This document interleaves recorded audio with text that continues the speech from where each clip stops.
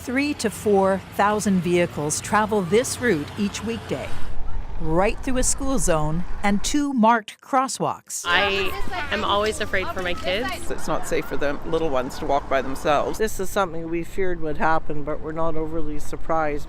A Kamloops woman is still recovering after being hit by a vehicle while walking through the crosswalk 2 weeks ago. An awful thing for kids to see. She was going to be a substitute teacher on her way to school that morning and was crossing in the crosswalk when she was struck by a car. Brenda Molnar is the president of the Sagebrush Neighborhood Association.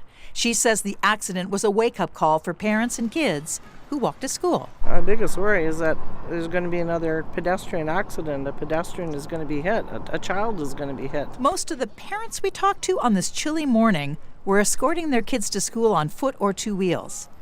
They all advocated for fewer cars and more human-powered forms of transportation. I think a community program where there's adult walkers for kids crossing the road and just working together to get more kids to school in an active, healthy way. 9th Avenue sees about 3,000 to 4,000 vehicles per day. Huge amount of volume comes in at between 8 and 8:30 for that drop-off event. Spencer Bain is a transportation engineer with the city of Kamloops.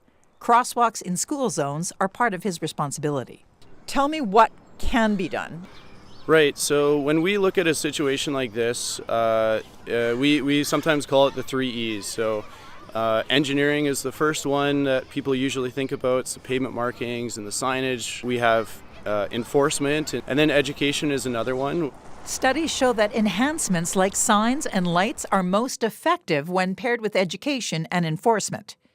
30K speed zones are the sweet spot for reducing crashes and their impact on pedestrians.